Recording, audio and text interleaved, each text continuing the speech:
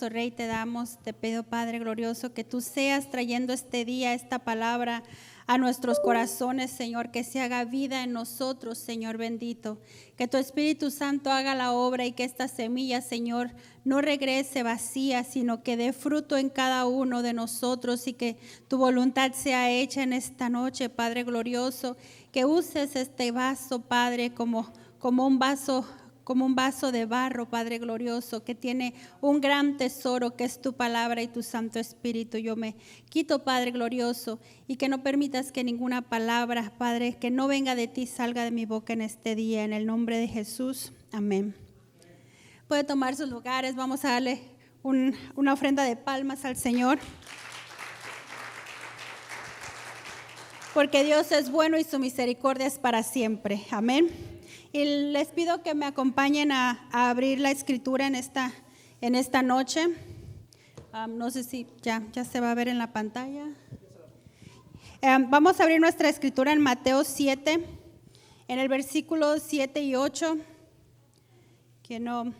Que si trae su Biblia, me acompaña con la Biblia.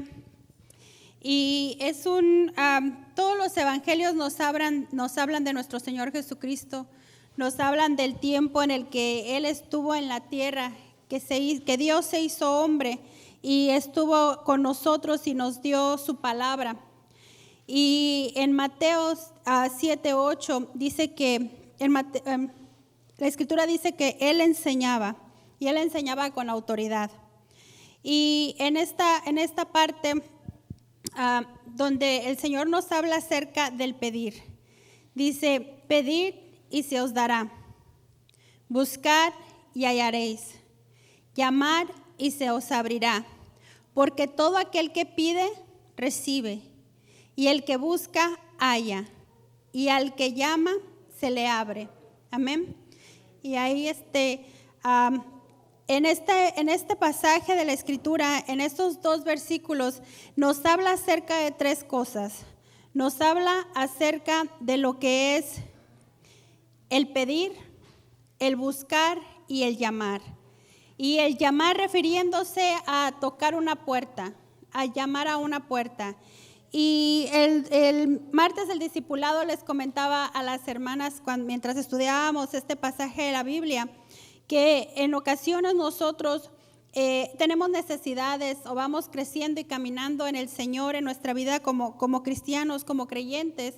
Y puede ser que no recibamos lo que pedimos o no avancemos porque a lo mejor quizá en lugar de la situación en la que estamos no requiera de pedir, sino que requiera de buscar y nosotros estamos pidiendo, o quizá requiera de llamar y nosotros estamos buscando. Entonces son cosas que nosotros tenemos que pedirle al Señor que nos permita saber cuáles son aquellas cosas las que nosotros vamos a pedir, cuáles son las que tenemos que buscar y cuáles son las que a cuáles tengamos que llamar. Y esta prédica, esta enseñanza que el Señor me permitió traer para nosotros el día de hoy se llama Pedir Bien. Amén. Y no vea la novela que está ahí en la pantalla, sino que vamos a abrir nuestra escritura, vamos a abrir la Biblia en Lucas 11, versículos del 11 al 13. Y si ya tiene su escritura, si no, vamos a leer mientras el hermano nos hace el favor. Dice Lucas 11, del 11 al 13, dice: ¿qué padre de vosotros, si su hijo le pide pan, le dará una piedra? ¿O si le pide pescado, en lugar de pescado le dará una serpiente? ¿O si le pide un huevo, le dará un escorpión? Pues si vosotros, siendo malos, sabéis dar buenas dádivas a vuestros hijos, ¿cuánto más nuestro Padre Celestial dará el Espíritu Santo a los que se lo pidan? El Espíritu Santo es Dios. El Espíritu Santo es Dios. Repita conmigo: el Espíritu Santo es Dios. Nosotros creemos que Dios Padre, el Dios Hijo y Dios Espíritu Santo. Amén. Y el Espíritu Santo es algo que nosotros tenemos que pedirle a Dios. El Espíritu Santo viene como una buena dádiva que nuestro Padre nos da. Y el Espíritu Santo es, como es Dios, es lo que nosotros tenemos dentro de nosotros que nos hace diferentes. Cuando nosotros recibimos a Cristo como nuestro Salvador, algo pasó en nosotros. Decía el hermano que ministró las ofrendas, que todas las cosas son hechas nuevas. Cuando nosotros recibimos a Cristo, todas las cosas son hechas nuevas porque el Espíritu Santo mora en nosotros. Y decimos, ya no soy yo, sino que Cristo vive en mí. Amén. Entonces, una de las cosas que nosotros le tenemos que pedir a Dios es el Espíritu Santo. ¿Y qué es el Espíritu Santo? Dice la Escritura de que cuando el Espíritu Santo está en nosotros se manifiesta de una manera. Una de las maneras que se manifiesta es el hablar en lenguas. Amén. El tener dones espirituales. Pero hay una forma infalible que nosotros podemos saber si realmente el Espíritu Santo está morando en nosotros o obrando en nosotros. Y esta manera es por el fruto del Espíritu Santo. Y muchas veces nosotros decimos los frutos del Espíritu porque nos habla del amor, la fe, el gozo y creemos que son muchos. Pero la Escritura es clara en este pasaje de Gálatas 5, 22, 23, donde nos habla que es uno. Dice, más el fruto. En inglés dicen the o el fruto, es uno. Pero ese uno se manifiesta en amor, gozo, paz, paciencia, benignidad, bondad, fe, mansedumbre, templanza. Y que eso se refleja en nosotros, como es uno, es un carácter en nosotros. Porque yo les voy a poner un ejemplo. A mí me gusta el pelo güerito. Yo me lo pinto de rubio. Cuando yo me pinto el pelo de rubio, yo tengo mi pelo rubio, pero yo no soy rubia. ¿Verdad que no? Porque aunque me pinte el pelo de un color, puede ser rubio, puede ser rojo, amarillo, verde o azul, al final de cuentas la raíz va a decir cuál es mi verdadero color, ¿verdad? Se van a ver mis raíces morenas, mi raíz oscura. Entonces, cuando nosotros hablamos de que si nosotros tenemos el fruto, quiere decir de que es algo que es externo, que lo obtenemos de afuera. Es decir, que nosotros con nuestras propias fuerzas queremos ser pacientes, porque hay voluntad en nosotros, porque queremos agradar a Dios. Quiere decir que nosotros tenemos la voluntad de tener gozo, tenemos la voluntad de tener amor, pero no es lo que somos. Y a final de cuentas, se nos sale lo que realmente somos cuando llega el momento de la prueba y cuando nos desesperan. Entonces ahí se refleja que realmente no tenemos, realmente no somos pacíficos, realmente no somos pacientes. ¿Y por qué? Porque el Espíritu Santo es. Y ahí le puse en amarillito, si usted lo puede apreciar, el fruto del Espíritu es uno en nosotros, es decir, un carácter. Nuestro carácter se tiene que reflejar. Todas esas manifestaciones del Espíritu Santo es un modo de conducirnos en la vida. No podemos actuar de una forma aquí y otra forma en el trabajo y de otra forma en la iglesia. Tenemos que ser genuinos. Le dirían algunos, es un estilo de vida, pero más allá de un estilo de vida es una forma de ser. Nosotros conocemos a personas que decimos, oh, ella es bien buena onda, ¿verdad? O esa persona es muy mala onda. Quiere decir que no importa lo que diga, no importa lo que pase o lo que haga, al final de cuentas su verdadero ser se va a manifestar. De la misma forma, cuando nosotros tenemos el Espíritu Santo, nosotros damos ese fruto de ser. Y vamos avanzando un poquito porque ¿qué significa la palabra ser? Dice, esta es una definición que yo me encontré, no sé si se aprecia ahí, está un poco pequeña la letra, pero dice que cuando habla de es, la palabra es igual a ser, es decir, yo soy, tú eres, él es, ustedes son.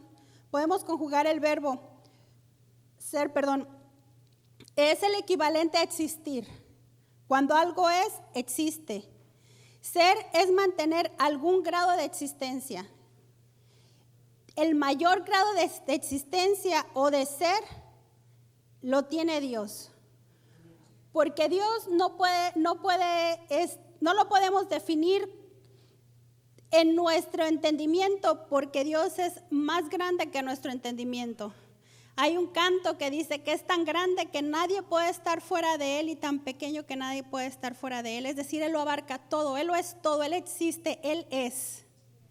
Por eso dice aquí que el fruto del Espíritu es, porque Dios es. Amén. Y aquí lo dice la Escritura en Éxodo 3:14, dice que Dios es el gran yo soy. En Éxodo 3:14 dice, y respondió Dios a Moisés, yo soy el que soy.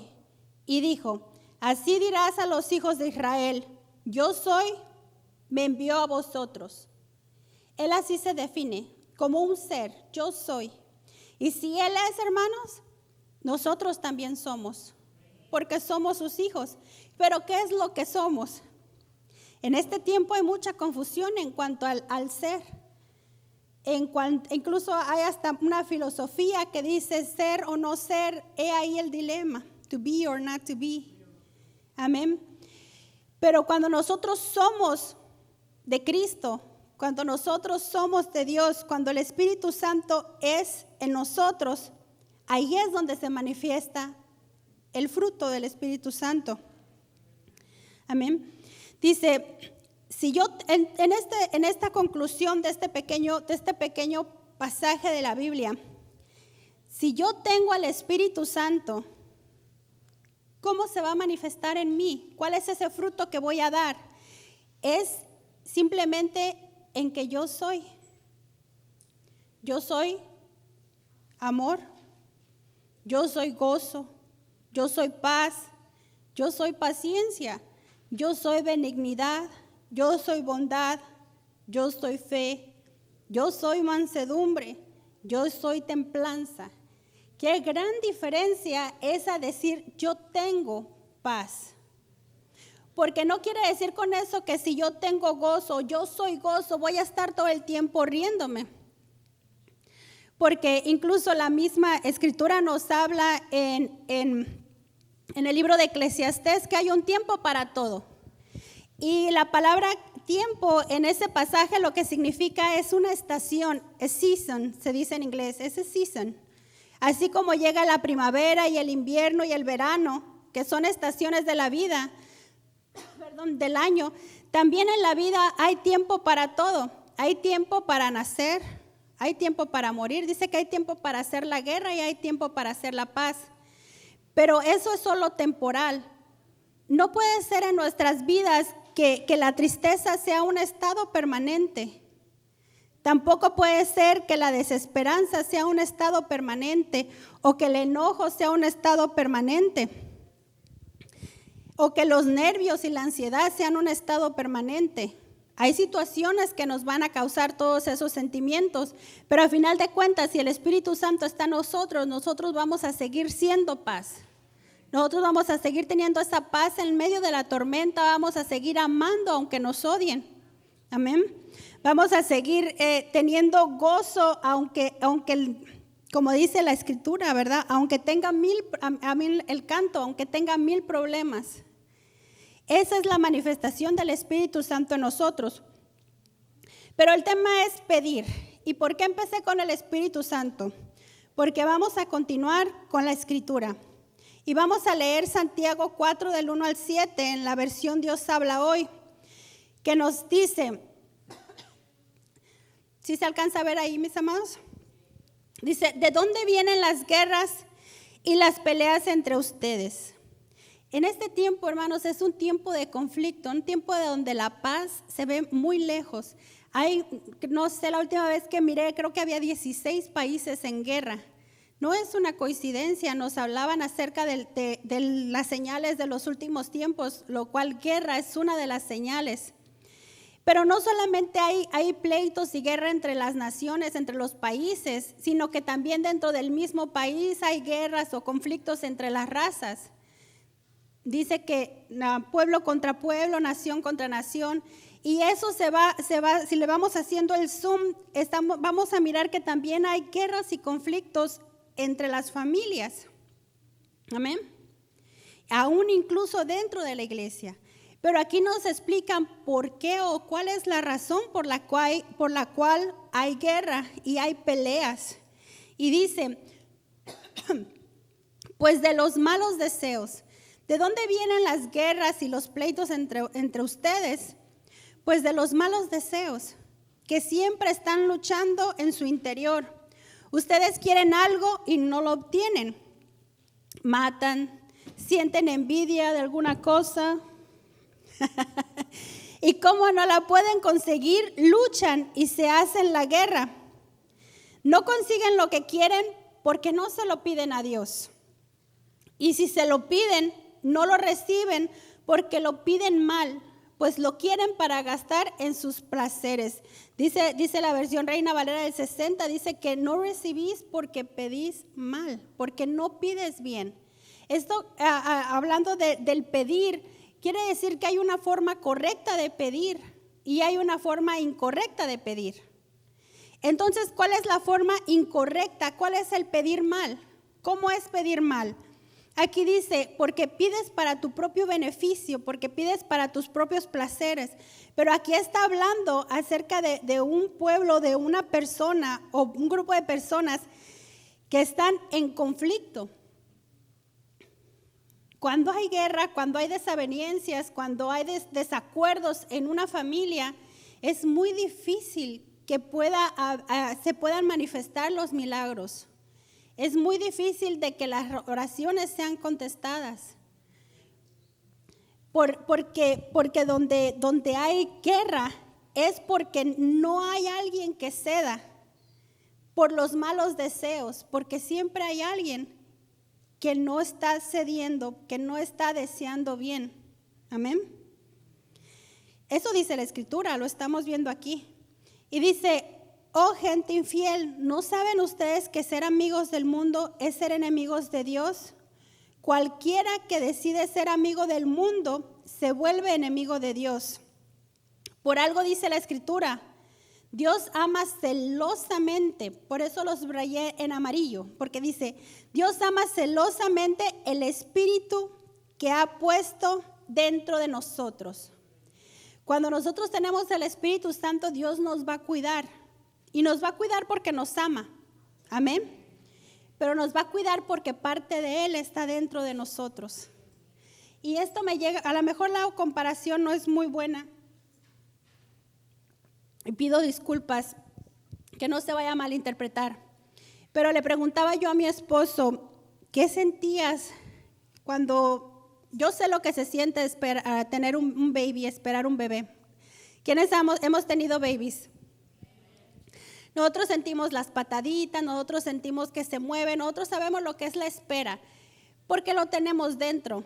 Pero el varón que contribuyó al milagro de una nueva vida, no lo tiene dentro. Entonces yo le preguntaba, ¿qué sentías? ¿O qué se siente? ¿Qué siente un varón? Y él me decía, se siente como que, o sentía como que tenía que cuidarte, me decía. Porque había algo de Él dentro de mí. Tenía que protegerte, tenía que preocuparme de que nada te fuera a pasar. Entonces entendí que en mí había algo que le pertenecía a Él, un bebé. Amén. De la misma, perdón, como les digo, perdonen la comparación, quizá no sea la mejor, pero no tengo otra. Nosotros tenemos algo dentro que le pertenece a Dios, que es el Espíritu Santo, pero también es nuestra alma, porque nosotros le entregamos nuestra alma a Cristo, y dice la Escritura que las almas son preciadas, que el enemigo pelea por nuestras almas, es el enemigo de nuestras almas. Entonces Dios nos cuida o va a cuidar de nosotros, porque como dice aquí la Escritura en Santiago, Dios ama celosamente el Espíritu que ha puesto dentro de nosotros. ¿Y qué es celosamente, hermanos? Cuando alguien cuida celosamente un tesoro, ¿qué quiere decir? Que no va a dejar que nadie se acerque a ese tesoro, que no va a dejar que no venga ningún ladrón a querer hurtar o sacar ese tesoro. Dice, pero Dios nos ayuda más con su bondad, pues la Escritura dice, Dios se opone a los orgullosos, pero trata con bondad a los humildes. Dice, sométanse pues a Dios, resistan al diablo y éste huirá de nosotros. Muchas veces nosotros a mí me encanta echarle la culpa al diablo de muchas cosas. Siempre digo, es que el enemigo, ¿verdad? Y para todo hay oposición y el enemigo. Pero muchas veces no es el enemigo, muchas veces es, como dice aquí la Escritura, son mis malos deseos los que me llevan a tener una consecuencia de algo que pueda estar viviendo. Pero aquí la palabra nos dice, resistan al diablo. ¿Qué significa resistir al diablo? Y no vamos a tener ni siquiera que reprenderlo, él se va a ir solito. Resistirlo quiere decir de que nosotros tenemos que distinguir cuando algo viene del enemigo y no caer en la tentación o no caer en sus trampas, porque sí nos va a poner trampas, porque acuérdense que el alma es lo que es preciada. Amén. Dice, resistir al diablo y él huirá de ustedes. Pero ¿cuándo nosotros vamos a poder resistir al diablo? Lo dice el 7, cuando nos sometemos a Dios. Cuando nosotros le entregamos nuestra voluntad a Dios, en ese momento el diablo huye, porque nosotros le vamos a poder hacer frente, amén. Pero ahora vamos a ver lo que es pedir bien. ¿Qué es pedir bien? Hay una forma en la cual, bueno, a mí me enseñaron el Padre Nuestro desde chiquito. No sé a quién le enseñaron el Padre Nuestro. Si alguien levanta su mano. The Lord's Prayer, ¿verdad? El Padre Nuestro. Es algo que nos enseñaron a muchos de nosotros de memoria. Y lo repetíamos, aunque es palabra de Dios y la palabra de Dios tiene poder. Pero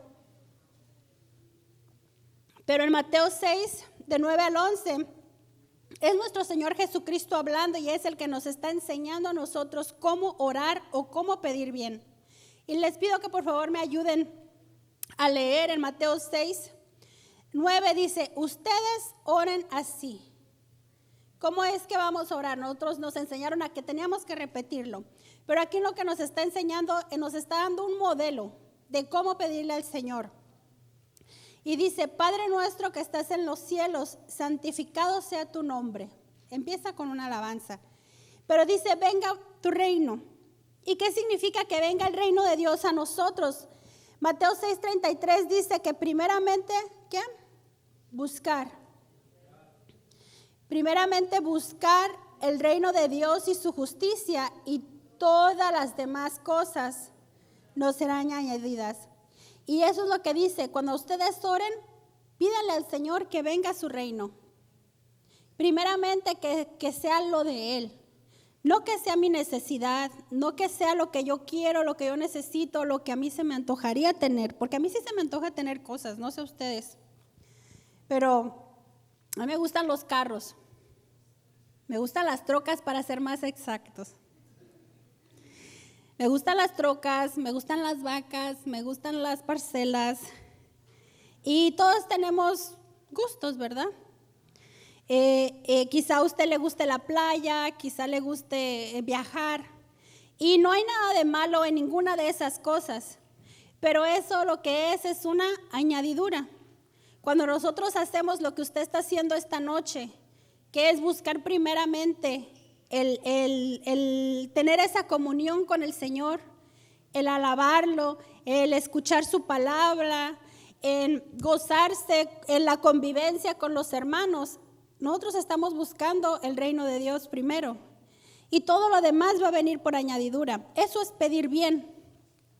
También dice, y cúmplase en la tierra tu voluntad como se cumple en el cielo. Cuando nosotros le pedimos a Dios que se haga su voluntad y no la nuestra, a veces lo decimos de aquí para acá. Pero cuando empieza a hacerse la voluntad y no la nuestra, entonces ahí se empieza a manifestar la obra de la carne, lo que es contrario al espíritu, que es la paciencia. y dejamos ese fruto, ¿verdad? De la paciencia. Porque nosotros queremos que las cosas se hagan, bueno, a lo mejor usted no, pero a mí sí. A mí me gusta que las cosas se hagan cuando yo quiero, como yo quiero y donde yo quiero. Mira, mi esposo no dice que no. Amor, si no es cierto, por favor. Pero eso solo me pasa a mí. Porque la mayoría, ¿verdad? Ya hemos aprendido que la voluntad de Dios es más grande que la de nosotros. Entonces, cuando las cosas no salen como queremos, esperamos pacientemente.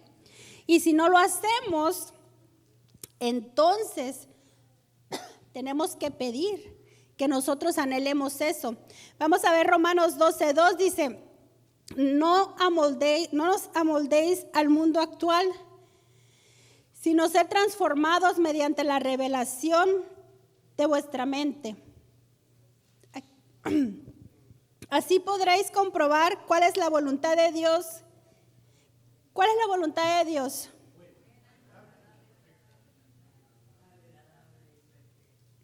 Hay veces que yo escucho personas que me dicen, no, pues es que me pasó esto malo porque era la voluntad de Dios.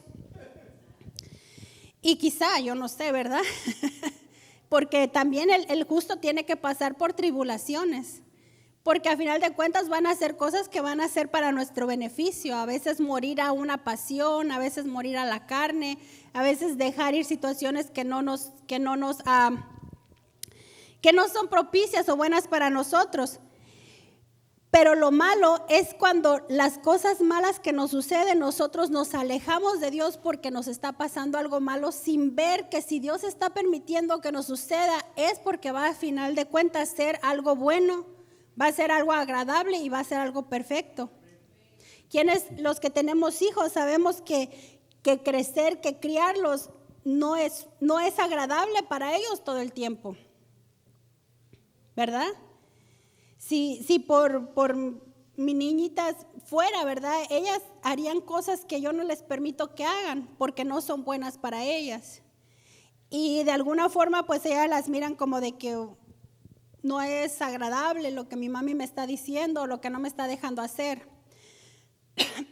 Pero lo que no tenemos que hacer es pensar que la voluntad de Dios es hacernos daño. No podemos pensar que la voluntad de Dios es hacernos mal. No podemos pensar que Dios nos está haciendo pasar por situaciones porque nos quiere castigar y desanimarnos y que eso nos haga alejarnos del Señor o alejarnos de la iglesia. Hay un patrón que yo he observado y que lo he experimentado, de que empieza primeramente el desánimo. Y muchas veces el desánimo ocurre por lo que veíamos anteriormente en Santiago, que son los conflictos incluso entre familia o entre los mismos hermanos de la iglesia. Y se nos hace más sencillo, más fácil decir, bueno, me voy a ir a otra iglesia. Pero el irnos a otra iglesia es solamente la antesala para alejarnos definitivamente de Dios. Lo he observado. Y como les digo, quizá lo he vivido también. Porque ya en la otra congregación ya no nos hallamos, ya no es lo mismo, ya no nos pasamos. Entonces cuando menos sentimos ya estamos lejos. Y ya empezamos a hacer cosas que antes ya no hacíamos. Y nos vamos alejando del Señor. Y el Señor en su infinita paciencia y en su infinita misericordia nos permite que nos sucedan cosas que no son agradables y que no son buenas y que no son perfectas, pero con la intención de que nosotros regresemos a Él. Amén. También, ¿qué es pedir bien? Pedir bien es pedir por los alimentos que necesitamos. Mateo 4:4 dice, Él respondió y dijo, escrito está, no solo de pan vivirá el hombre, sino de toda palabra que sale de la boca de Dios. El alimento de cada día, dánoslo hoy, dice la Escritura, ¿verdad? Y gracias a Dios ahorita estamos en un tiempo de abundancia, todavía. Pero así como las estaciones pasan y ya sabemos que viene el otoño porque las hojitas empiezan a caer, aunque todavía está calientito, por el verano ya empezamos a ver señales de que viene el otoño.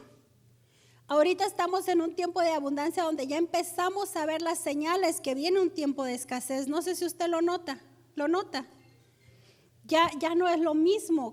Vamos a la tienda y queremos comprar blanquillos o huevitos o eggs. ¿Y qué es lo que nos encontramos? Los precios muy altos. Que si antes comprábamos 5 docenas, ahora solo compramos 2 docenas, porque solo para 2 docenas nos alcanza. Entonces ya empezamos a sentir que los tiempos están cambiando. Y dice la Escritura que nosotros tenemos que ser como la hormiga que guarda en el tiempo del verano para cuando llega el invierno. Nosotros confiamos de que Dios no va a permitir que se toque la harina y el aceite. Amén. Y dice la Escritura que echa tu pan sobre las aguas, y lo que eso significa es dar. Cuando nosotros somos dadivosos, cuando nosotros ofrendamos, cuando nosotros diezmamos, cuando nosotros le damos al Señor, aunque venga el tiempo del invierno, aunque venga el tiempo de la escasez, que va a venir, está escrita, y ya lo dicen, ¿verdad? Los expertos en economía, que eso va a pasar. Nosotros tenemos que estar confiados, porque nosotros le vamos a pedir al Señor ¿qué? El pan de cada día, y eso es bueno, eso es pedir bien. Otra forma de pedir bien, vamos a continuar el mismo Mateo 6, del 12 al 13, dice: y perdona nuestros pecados, así como nosotros perdonamos a los que nos hacen mal. Y hay una larga explicación acerca de eso, así como todo lo demás. Pero yo la verdad me la escapé. Perdonar es una de las cosas más difíciles, hermanas, que podemos nosotros encontrar en el camino del Señor. Pero sí lo vamos a ver nomás más al ratito, téngame paciencia.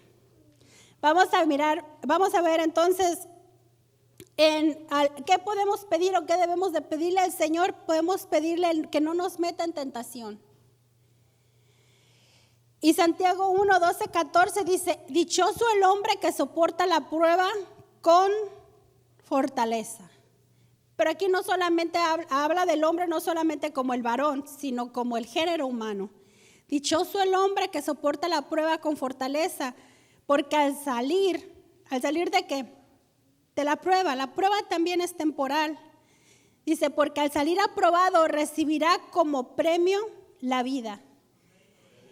Papito nos estaba hablando acerca de salir, ¿cómo? Aprobados.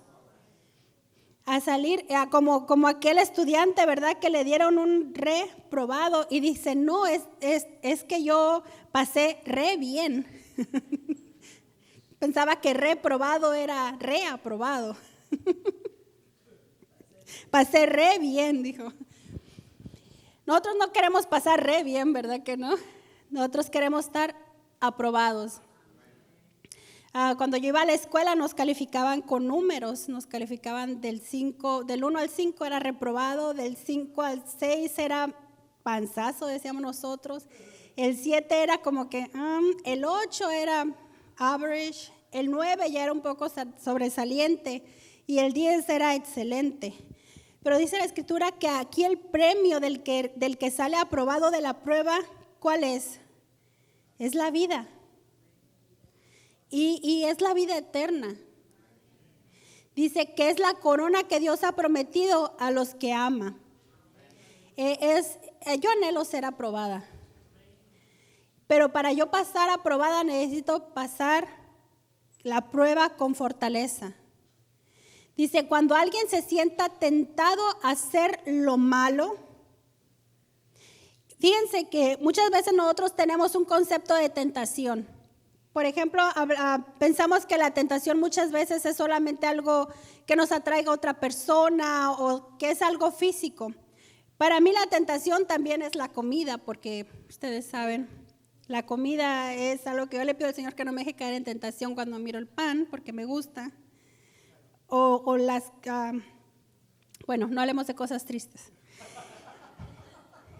Pero esa es una tentación real. Se le hace a uno agüita a la boca cuando mira a uno el pozole, las enchiladas, los tacos. Ya vámonos a cenar mejor, déjenle apuro. Am,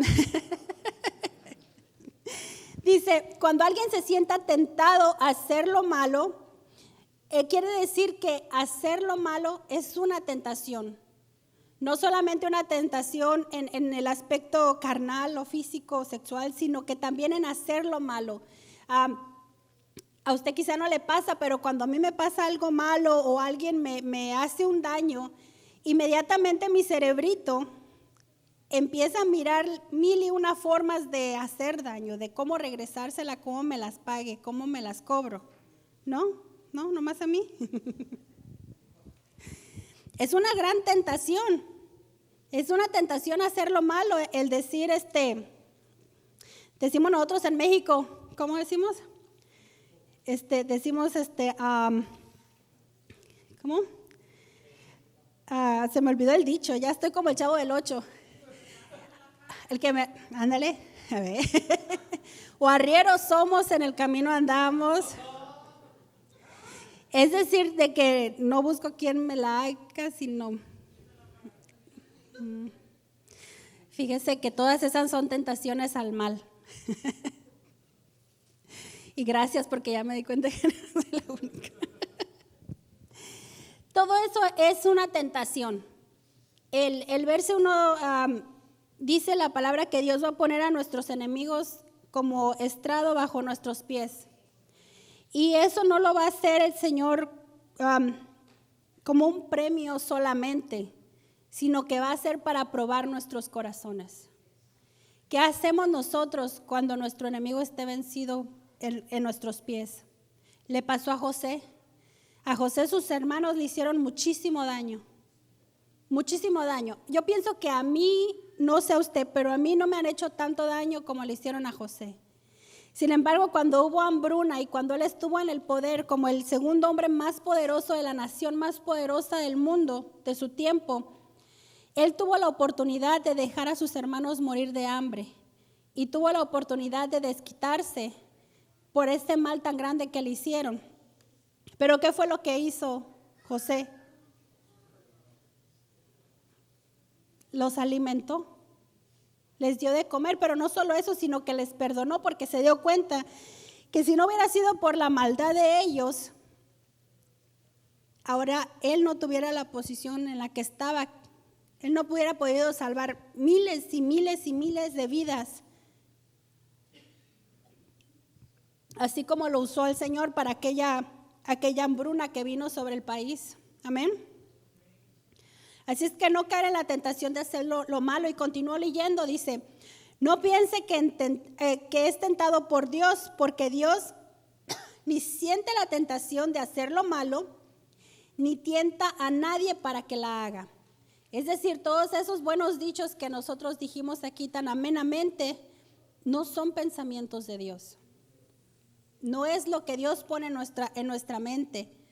Y muchas veces nosotros incluso decimos, pero se lo dejo a Dios, porque nosotros pensamos que al dejárselo a Dios es porque Dios ya tiene un castigo para esa persona. Porque nuestra intención no es de que, ok, fine, yo no le hago daño, pero Dios lo va a castigar. Pero dice aquí que Dios no se siente tentado a hacer lo malo. Claro que las acciones van a tener consecuencias y vamos a verlo más adelante. Pero no porque Dios sea malo o porque la maldad lo toque o porque él caiga en la tentación de la maldad.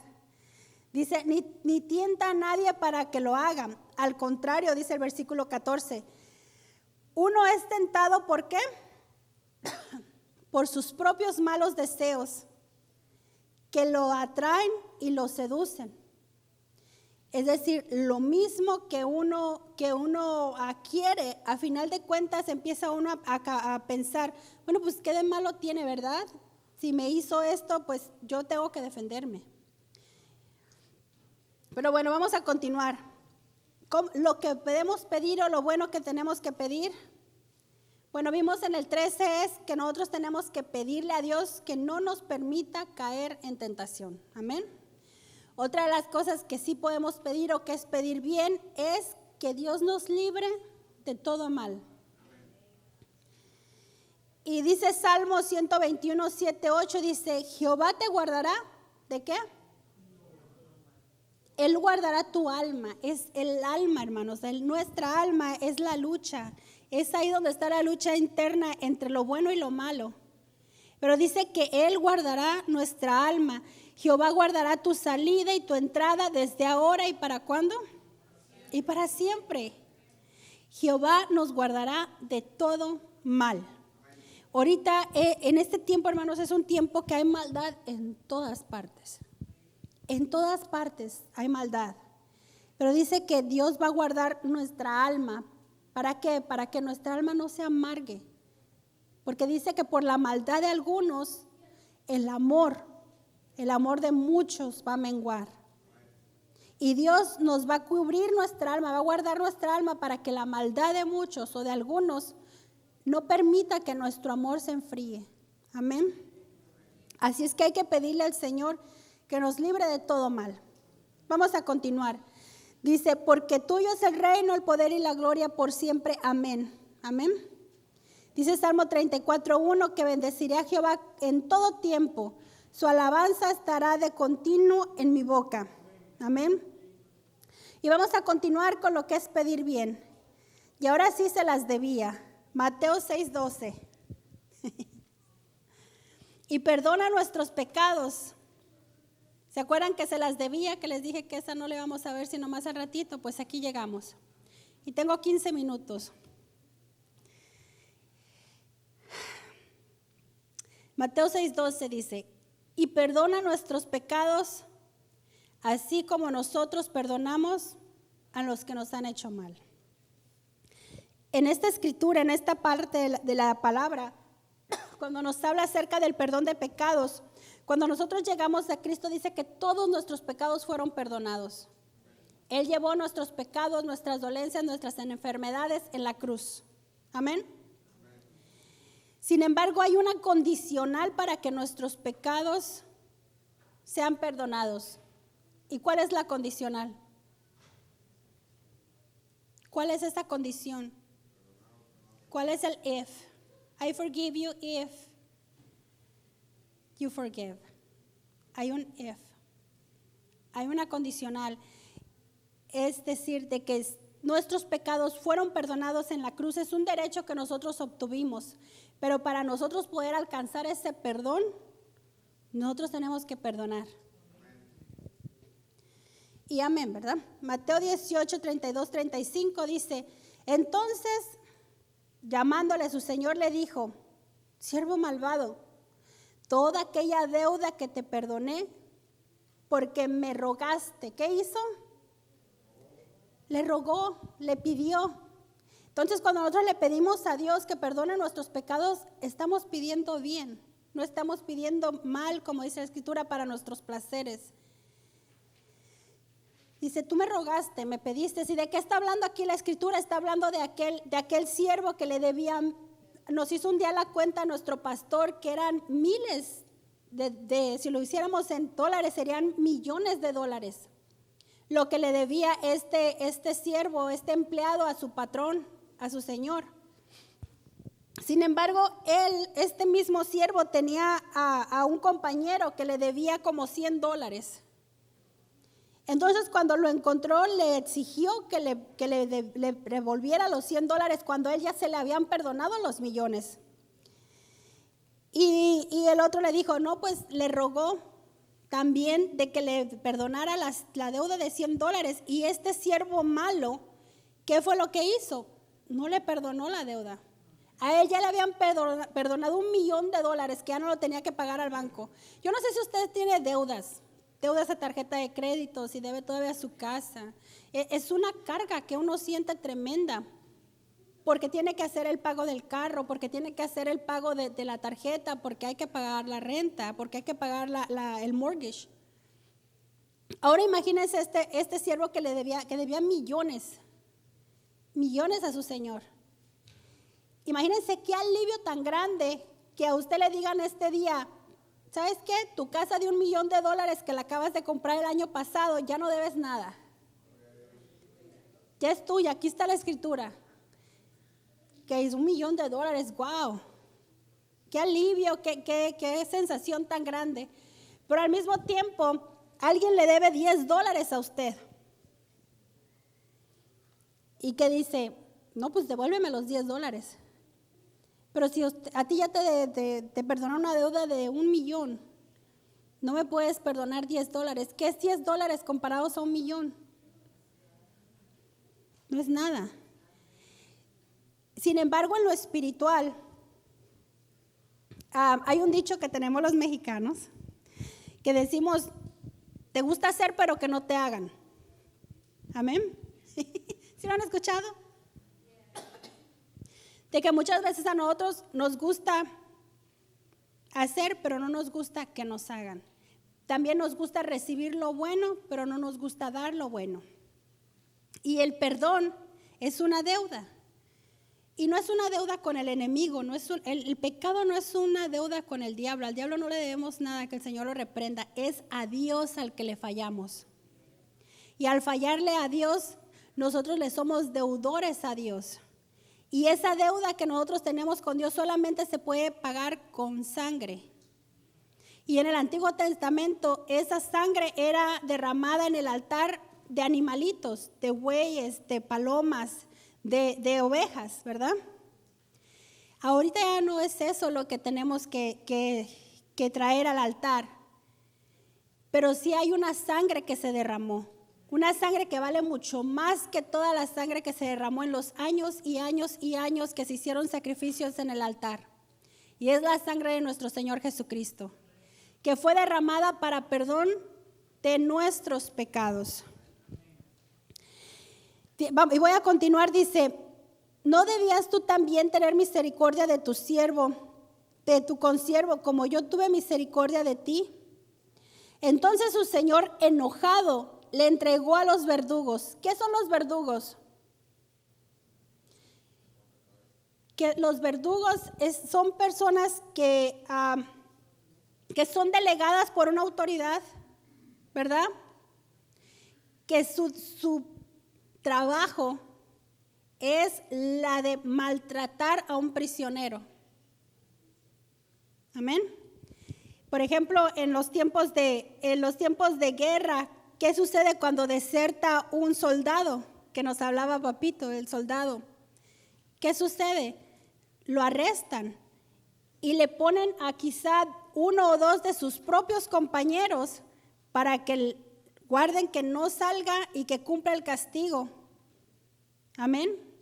Que se le encomendó. Es decir, de que los que antes eran sus compañeros ahora son sus verdugos. Y en los tiempos aún más difíciles, en los tiempos de guerra, los verdugos lo que se encargan es de atormentar o de torturar a un prisionero. Amén. Entonces dice aquí el versículo 34, entonces su señor enojado le entregó a los verdugos hasta que pagase todo lo que debía. Imagínense, dice la Escritura, así también mi Padre Celestial hará con vosotros. Si no perdonas todo, pero fíjense, es que no es perdonar de boca. Si no perdonas de todo corazón cada uno a su hermano sus ofensas. Y nosotros podemos decir, yo ya perdoné, pero no olvidé. ¿Ha escuchado eso? Cuando el corazón mantiene un recuerdo y todavía hay dolor por la situación que se ha vivido, entonces el perdón no ha sido de todo corazón. O cuando todavía se tiene la esperanza de ver a esa persona en desgracia, entonces el perdón tampoco ha sido de todo corazón.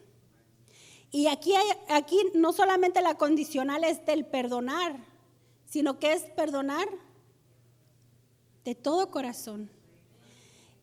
¿Y quiénes son los verdugos de aquellos que no han querido perdonar a sus hermanos? Y aquí ya me volvió a salir la novela, no sé si me ayudan los hermanos. ¿Quiénes eran los verdugos? Y yo me gustaría hablarles acerca del Gadareno. ¿Quiénes recuerdan aquel pasaje del Gadareno? El Gadareno era un personaje que nadie podía sostener porque su fuerza era descomunal. Y él era, dice la Escritura, atormentado. Él era atormentado no por un demonio, sino por ¿cuántos? Por una legión. ¿Cuánto es una legión, papito? 1,000,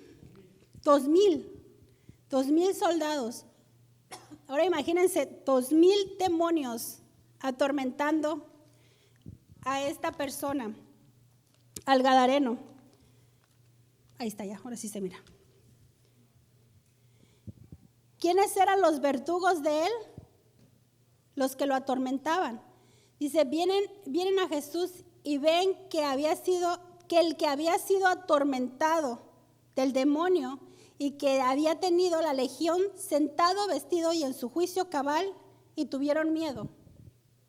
¿Sí recuerda la Escritura en ese pasaje donde nos habla de que los mismos demonios le pidieron a nuestro Señor Jesucristo que los metiera a los puercos, a los cuerpos de los puercos? Entonces los puercos se desesperaron tanto, no pudieron estar en paz, que se despeñaron, se aventaron solitos a un despeñadero. Es decir, se suicidaron los puercos. ¿Se imaginan qué tremendo?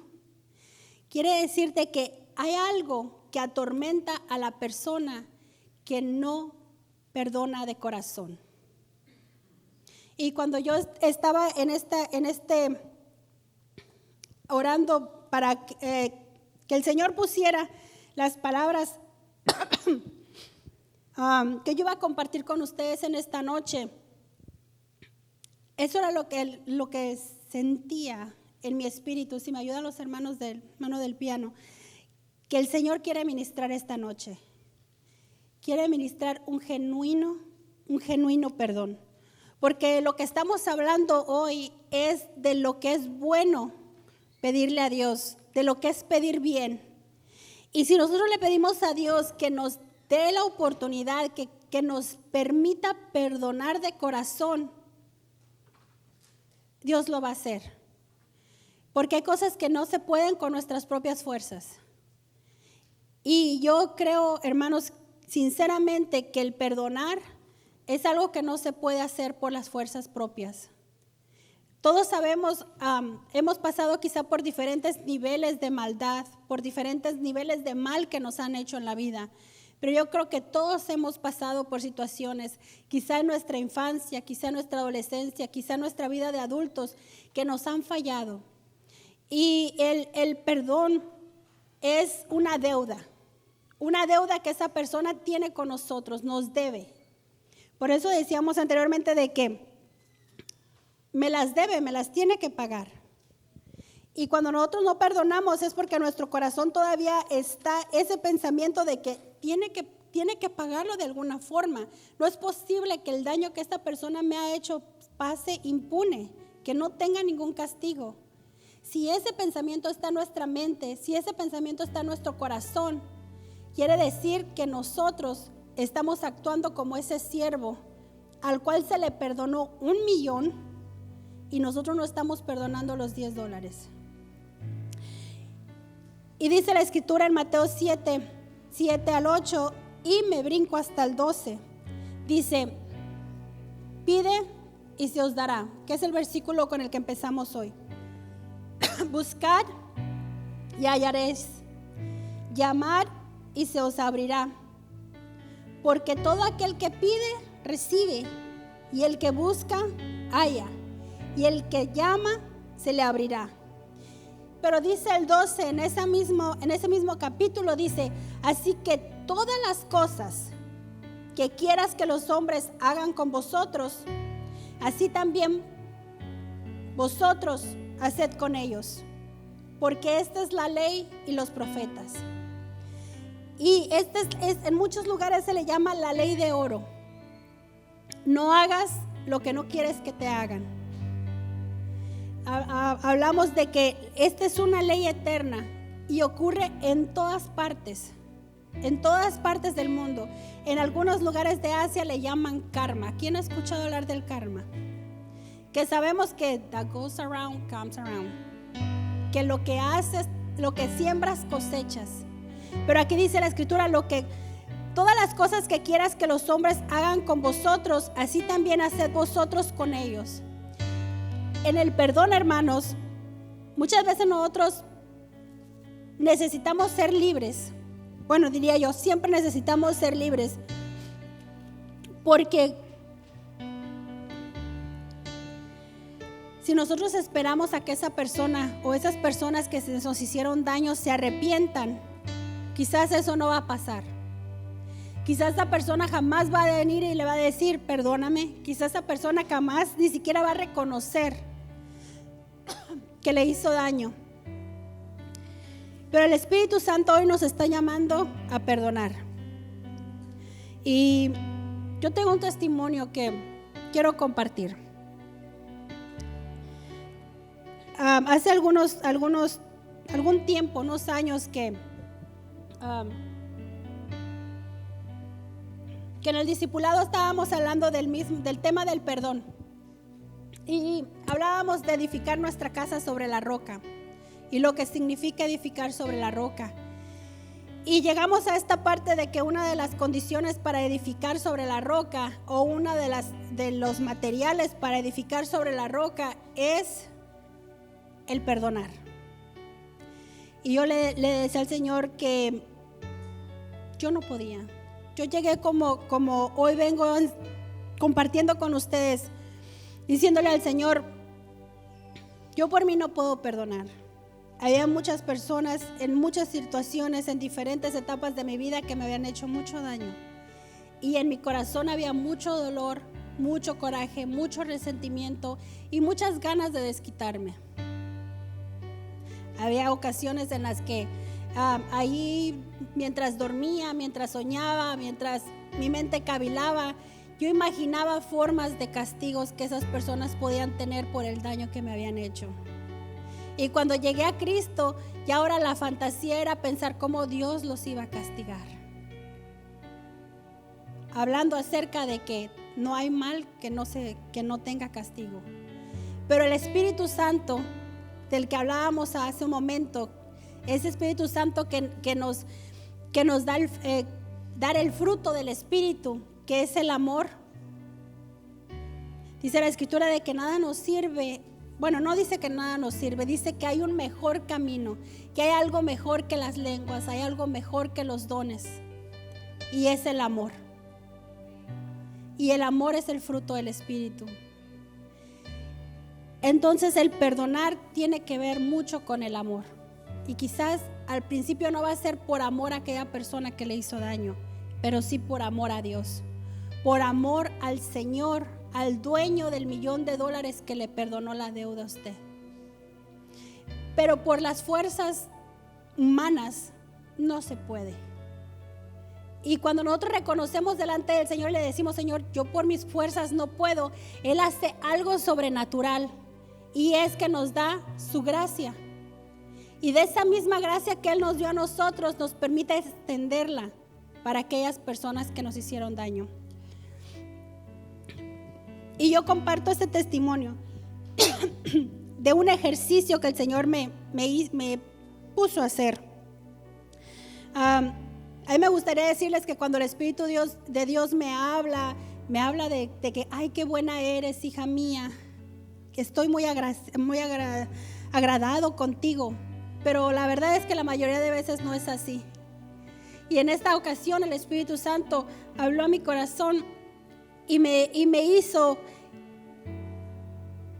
hacer un ejercicio que en su momento me costó mucho trabajo. Ahí donde estaba yo orando, el Señor me decía, ¿quieres perdonar? Entonces tienes que decir que no te deben nada. Y yo le dije al Señor, pero sí me deben. Y sí me deben. Y empecé a decirle al Señor todo lo que me debían.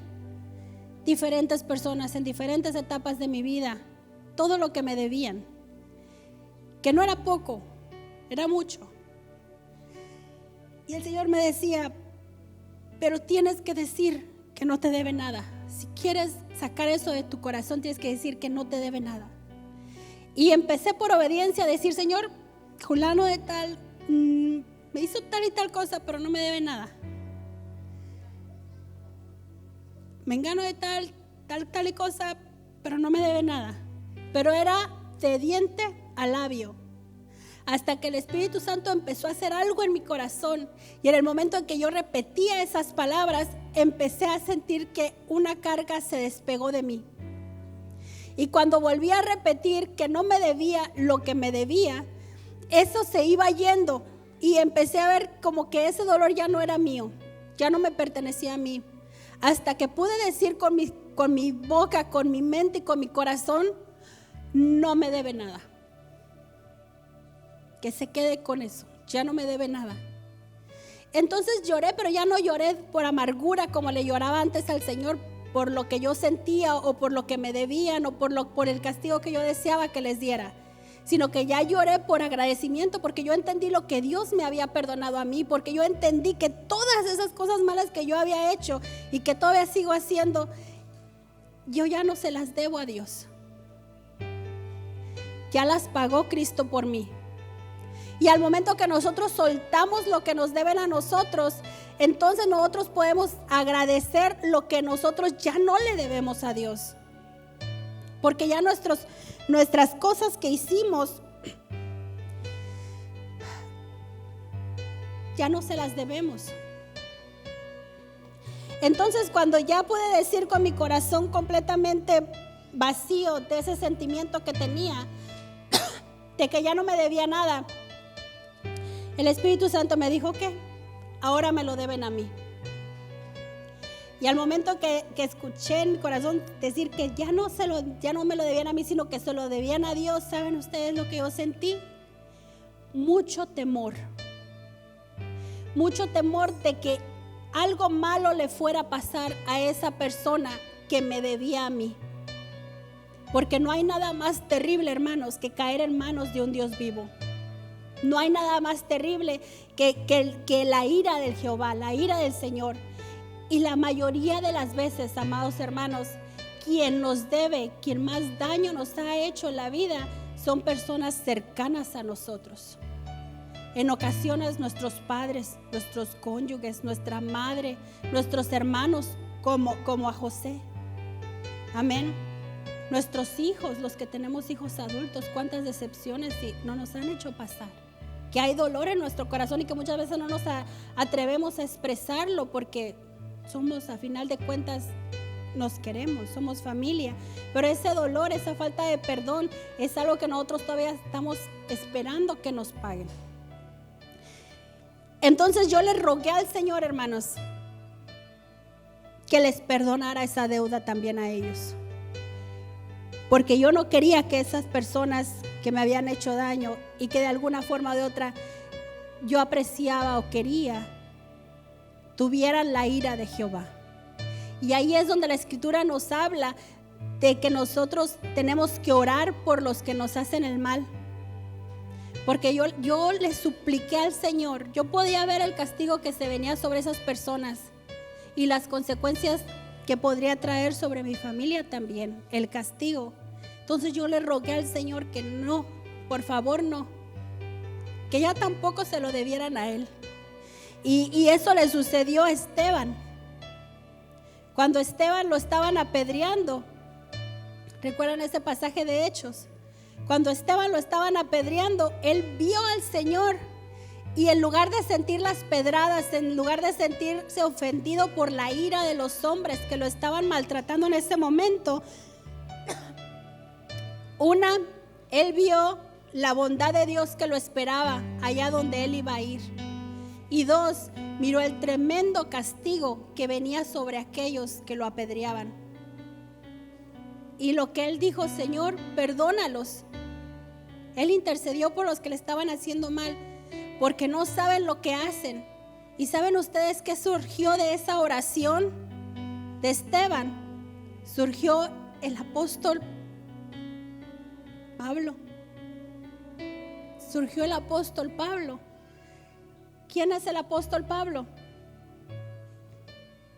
Era Saulo de Tarso, el que lo perseguía, el que se llevó sus ropas como un premio, como un como un recordatorio, como una prenda de un cristiano más que él había matado. Un souvenir, se llevó las ropas de Esteban. Sin embargo, esta oración de Esteban que dijo: Señor, perdónalos porque no saben lo que hacen, tocó el corazón del Señor.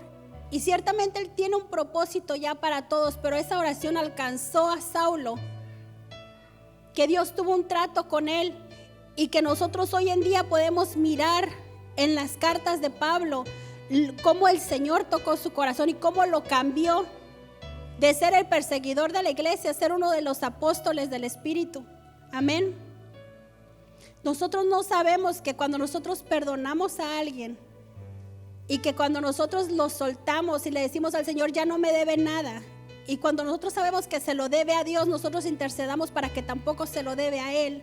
No sabemos cuántas almas no van a llegar, no sabemos cuánta gente vamos a dejar libre para que Dios tenga un trato con ellos y al final de cuentas lleguen a conocer a Dios, así como Pablo conoció a Dios, así como Saulo llegó a ser transformado y incluso se le cambió su nombre a ser Saulo. Amén. Hermanos, vamos a ponernos de pie.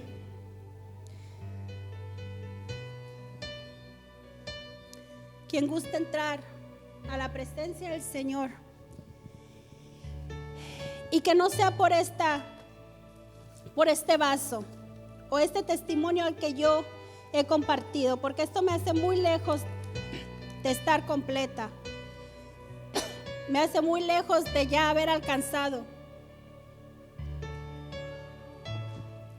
pero sí me hace libre de muchas ataduras que venían como consecuencia de la falta de perdón. Y que el Espíritu Santo hoy haga la obra en nosotros, que ahí donde nosotros estamos en el altar o incluso en nuestras casas, ahí donde nosotros nos ponemos ante la presencia del Señor, en lo oculto de nuestra habitación, así como me pasó a mí en lo oculto de mi habitación, que el Señor habló a mi corazón de esa forma. El Señor va a hacer algo.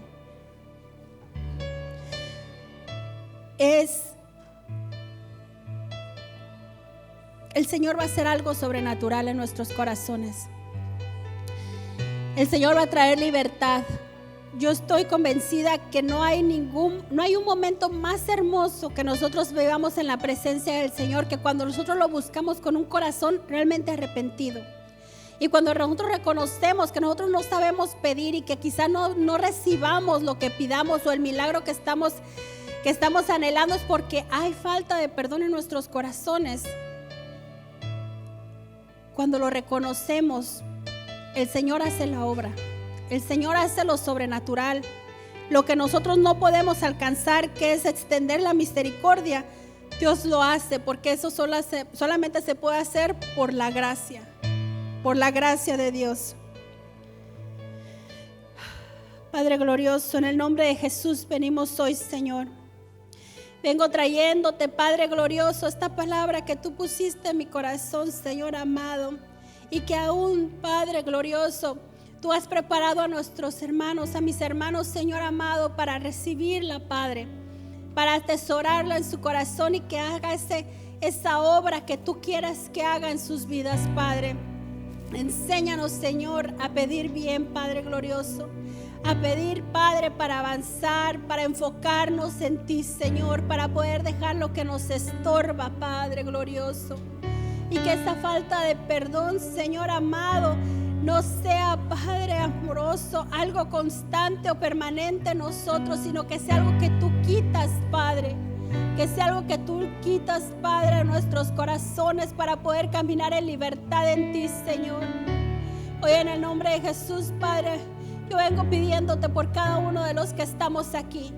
Y que tú vas a hacer esta obra así como lo pusiste en mi corazón, ahí en lo oculto de sus habitaciones, Padre. Ahí en este momento donde tú solo y ellos estén, Padre bendito, vas a obrar. Y vas a desatar y vas a traer a memoria, pero va a ser para sanar, va a ser para liberar, va a ser para avanzar, Señor. En el nombre de Jesús yo pongo, Señor, a cada uno de mis hermanos ante ti, Padre glorioso. Yo sé que tú eres, Padre, el que nos llena, tú eres el que nos guía, tú eres el que nos levanta, Padre glorioso. Ten misericordia, Señor, hoy de nosotros, Papito hermoso, y haz la obra en cada uno. Que sea la obra de perdón, Señor, que sea la obra de liberación, Padre glorioso. Que sea la obra, Señor bendito, de libertad en este día. Esa libertad que tú pagaste por nosotros en el madero, Señor, por esa sangre preciosa derramada, glorioso Rey. Oh Padre precioso, maravilloso, gracias, Señor. Grande eres, oh poderoso. Santo eres, Señor, misericordioso. Oh Santo